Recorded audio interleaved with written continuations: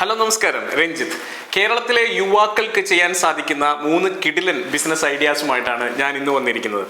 ഞാൻ business ideas എന്ന് പറയുമ്പോൾ കൂടുതലും വ്യത്യസ്തങ്ങളായിട്ടുള്ള ബിസിനസ് ഐഡിയാസ് പരിചയപ്പെടുത്താനാണ് ശ്രമിക്കുന്നത്. അപ്പോൾ അതുകൊണ്ട് തന്നെ ഒരു കാര്യം മനസ്സിലാക്കുക, ഇത് റിസ്കി ആയിട്ടുള്ള ബിസിനസ് ഐഡിയാസ് ആണ്. പക്ഷേ ഇഫ് പ്രോപ്പർലി പ്ലാൻഡ്, നല്ല രീതിയിൽ എക്സിക്യൂട്ട് ചെയ്യാനും കൂടി സാധിക്കുകയാണെങ്കിൽ ഉറപ്പായിട്ടും വിജയിക്കുന്ന ബിസിനസ് ഐഡിയാസ് ആണ്. കാരണം കാര്യമായ കോമ്പറ്റീഷൻസ് ഉണ്ടാവില്ല. 3 ബിസിനസ് ഐഡിയാസ് നോക്കാം. ഏറ്റവും ആദ്യത്തെ ബിസിനസ് ഐഡിയ എന്ന് പറയുന്നത് കോക്കനട്ട് ബേസ്ഡ് ആയിട്ടുള്ള ഹബ്സ് ആണ്. നമുക്ക് ഇഷ്ടം പോലെ കോക്കനട്ട് ഉണ്ട്. നമ്മൾ കേരളം എന്നുള്ള പേര് തന്നെ കേരളത്തെ ഓർമ്മിപ്പിക്കുന്നതാണ്. എല്ലാവിടെയും നമുക്ക് തെങ്ങുണ്ട്. പക്ഷെ നമ്മൾ എത്രമാത്രം യൂട്ടിലൈസ് ചെയ്തിട്ടുണ്ട് എന്നുള്ളത് വലിയ ചോദ്യചിഹ്നമാണ്. പലപ്പോഴും കോക്കനട്ടിൻ്റെ വാല്യൂ ആഡഡ് പ്രൊഡക്ട്സ് ഒക്കെ നമ്മൾ കാണുന്നത് ഫിലിപ്പീൻസിലും തായ്ലൻഡിലും മലേഷ്യയിലും ഒക്കെ പോകുമ്പോഴാണ്. അപ്പം നമ്മൾ വാല്യൂ എഡിഷൻ കോക്കനട്ടിന് കൊടുക്കുന്നില്ല എന്നുള്ളതാണ് സത്യം. കോക്കനട്ടിനെ അതുപോലെ തന്നെ വിറ്റ് കിട്ടുന്ന കാശ് മേടിച്ച് പോക്കറ്റിലിടുന്നു. അതും മെയിൻറ്റെയിൻ ചെയ്യാൻ നമ്മൾ തയ്യാറാവുന്നില്ല. നമ്മളുടെ ഒരു വലിയ അക്ഷയ ഖനി ഇല്ലാതായിക്കൊണ്ടിരിക്കുന്നു എന്നുള്ളതാണ്. ഇതുവരെ കോക്കനട്ട് ബേസ്ഡ് ആയിട്ടുള്ള ഒരു തീംഡ് ആയിട്ടുള്ള ഔട്ട്ലെറ്റ് ഉണ്ടായിട്ടുണ്ടോ എന്നുള്ളത് സംശയമാണ്. ഞാൻ അധികം കണ്ടിട്ടില്ല അങ്ങനെ വളരെ ഫോക്കസ്ഡ് ആയിട്ട്. അപ്പം നമുക്ക് വേണമെങ്കിൽ കോക്കനട്ട് ബേസ്ഡ് ആയിട്ടുള്ള ഹബ്ബുകൾ ഉണ്ടാക്കാം. ആ ഹബ്ബിനകത്ത് കോക്കനട്ടിൻ്റെ എല്ലാ തരത്തിലുള്ള പ്രൊഡക്റ്റുകളും കൊണ്ടുവരാം. അപ്പോൾ സാധാരണ ഈ ഹാൻഡിക്രാഫ്റ്റും ആർട്ടിസൺ പ്രൊഡക്റ്റുകളും മാത്രമല്ല, വെൽനെസ്സിന് വേണ്ടി ഉപയോഗിക്കാൻ പറ്റുന്ന നമ്പർ ഓഫ് പ്രൊഡക്ട്സ് കോക്കനട്ടിൽ നമുക്ക് ഉണ്ടാക്കിയെടുക്കാൻ കഴിയുമെന്നുള്ളത് നമുക്കറിയാം. കോക്കനട്ടിൻ്റെ വാട്ടർ അടക്കമുള്ള സാധനങ്ങൾ, വളരെ നീര അടക്കമുള്ള സാധനങ്ങളൊക്കെ ഏറ്റവും ഹെൽത്ത് ബെനിഫിറ്റുകൾ പ്രൊവൈഡ് ചെയ്യുന്നതാണ്. ഇതിനെ ഒന്നും സ്ട്രീം ലൈൻ ചെയ്ത് നല്ല ബ്രാൻഡിങ്ങിൽ കൊണ്ടുവരാൻ ഇതുവരെ ആരും മെനക്കെട്ടിട്ടില്ല. ആകെ കൂടി വെളിച്ചെണ്ണ മാത്രമാണ് ഇവിടെ കുറച്ച് നല്ല ബ്രാൻഡുകൾ ഉണ്ടാക്കിയെടുക്കാൻ ശ്രമിച്ചിട്ടുള്ളത്. വെളിച്ചെണ്ണയുടെ ഒപ്പം ഒരു ഏകദേശം 50ഓളം ഡിഫറൻ്റ് ആയിട്ടുള്ള വാല്യൂ ആഡഡ് പ്രൊഡക്ട്സ് ആഡ് ചെയ്യാൻ സാധിക്കുന്ന തരത്തിലേക്ക് ഔട്ട്ലെറ്റുകൾ നമുക്ക് കൊണ്ടുവരാം. ഒപ്പം തന്നെ അവിടെ ചില സർവീസസും പ്രൊവൈഡ് ചെയ്യാം. കാരണം വെൽനസ് ഹബ്ബുകൾ എന്ന് പറയുന്ന കോൺസെപ്റ്റിൽ, കോക്കനട്ട് വെൽനസ് ഹബ്ബുകൾ എന്ന് പറയുന്ന കോൺസെപ്റ്റുകൾ നമുക്ക് വേണമെങ്കിൽ അവിടെ പ്രൊവൈഡ് ചെയ്യാം. അപ്പോൾ ഇതിൻ്റെ ഒരു ഡീറ്റെയിൽഡ് കോൺസെപ്റ്റും പ്ലാനും ഒക്കെ ഉണ്ടാക്കണമെങ്കിൽ തീർച്ചയായിട്ടും ഞങ്ങളെ കണക്ട് ചെയ്യാം. ഞങ്ങളിത് മാർക്കറ്റ് റിസർച്ച് നടത്തിയപ്പോൾ വലിയ സാധ്യതയുള്ള ഒരു സംഭവമായിട്ട് തന്നെയാണ് കണ്ടിട്ടുള്ളത്. ഒരു കാര്യം മനസ്സിലാക്കുക, അത്യാവശ്യം ഇൻവെസ്റ്റ്മെൻ്റ് ഒന്നും ഇല്ലാതെ നമുക്കൊരു ബ്രാൻഡ് സൃഷ്ടിച്ചെടുക്കാൻ സാധിക്കില്ല. അപ്പോൾ അതുകൊണ്ട് തന്നെ ഞാൻ പ്രത്യേകം പറയുന്നു, അത്യാവശ്യം ഒരു ഇൻവെസ്റ്റ്മെൻറ്റിന് നിങ്ങൾക്ക് പ്ലാൻ ഉണ്ടെങ്കിൽ മാത്രം, ഏറ്റവും ചുരുങ്ങിയത് ഒരു 50 lakhs to 1 crore investment initially plan ചെയ്യുന്നുണ്ടെങ്കിൽ മാത്രമേ ഇതൊരു റീറ്റെയിൽ ഹബിനെ കുറിച്ചും ഇതൊരു ബ്രാൻഡ് ആക്കുന്നതിനെ കുറിച്ചും ആലോചിക്കേണ്ടതുള്ളൂ. അല്ലെങ്കിൽ ഇതിൻ്റെ ഒരു ബ്രാൻഡ് ബിൽഡിംഗ് ഒന്നും അത്ര എളുപ്പത്തിൽ നടക്കില്ല. വേറെ ആരെങ്കിലും അത് ചിലപ്പോൾ കോപ്പി ചെയ്ത് കൊണ്ടുപോകാനും അവർ ചിലപ്പോൾ ബ്രാൻഡ് ഉണ്ടാക്കാനും സാധ്യതയുണ്ട്. അപ്പോൾ അതുകൊണ്ട് തന്നെ കൃത്യമായൊരു പ്ലാനോട് കൂടി മാത്രം ഇതിലേക്ക് ഇറങ്ങാൻ വേണ്ടി ശ്രമിക്കുക. ഇതൊരു വണ്ടർഫുൾ ഐഡിയ ആണ്.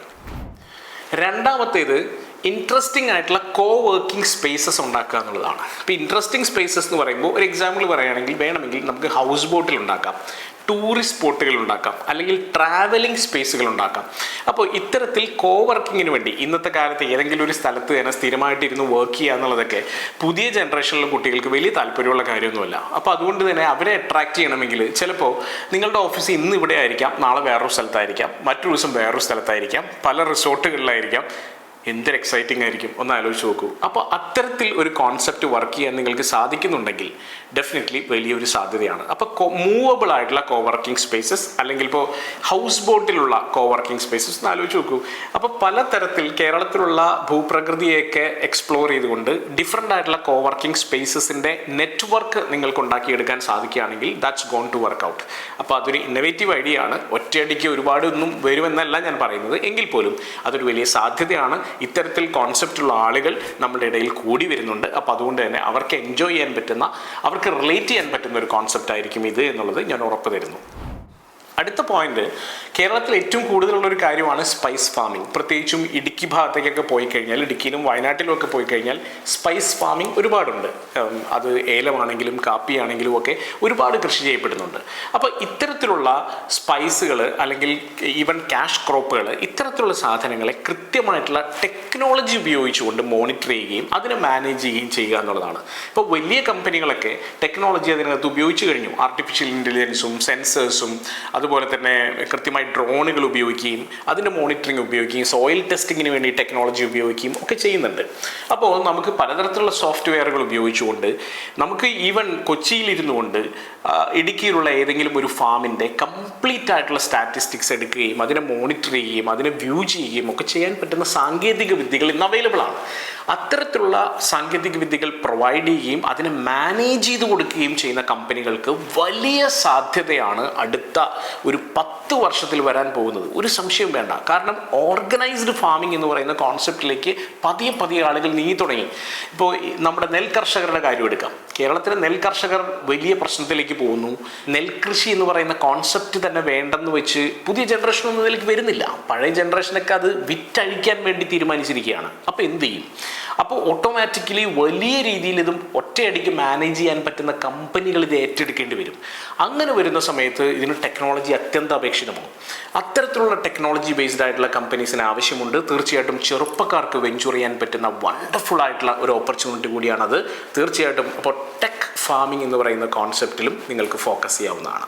ഇതിൽ ഏതിലാണെങ്കിലും നമ്മൾ വളരെ ഡീറ്റെയിൽഡ് ആയിട്ട് റിസർച്ചുകൾ നടത്തുന്നുണ്ട്, മാർക്കറ്റ് സ്റ്റഡി നടത്തുന്നുണ്ട്, ഒരുപാട് ഫീഡ്ബാക്ക് എപ്പോഴും നമ്മൾ എടുത്തുകൊണ്ടിരിക്കുന്നുണ്ട്. കാരണം ബ്രഹ്മ ലേണിംഗ് സൊല്യൂഷൻസിൻ്റെ ഒരു ടീമോ ഒരു സെഗ്മെൻറ്റ് എന്ന് പറയുന്നത് മാർക്കറ്റ് റിസർച്ചിനും മാർക്കറ്റ് സ്റ്റഡിക്കും വേണ്ടി കംപ്ലീറ്റ്ലി ഡെഡിക്കേറ്റഡ് ആണ്. അപ്പോൾ അതുകൊണ്ട് തന്നെ പുതിയ ബിസിനസ്സുകൾ എന്താണ് സംഭവിച്ചുകൊണ്ടിരിക്കുന്നത്, പുതിയ ജനറേഷനിൽ പുതിയ കൺസ്യൂമേഴ്സിൽ എന്ത് മാറ്റമാണ് ഉണ്ടായിക്കൊണ്ടിരിക്കുന്നത് എന്നുള്ളത് ഞങ്ങൾ കണ്ടിന്യൂസ് ആയി പഠിക്കുന്നുണ്ട്. ഇതിൻ്റെ അടിസ്ഥാനത്തിലാണ് ഈ ബിസിനസ് ഐഡിയകൾ പറയുന്നത്.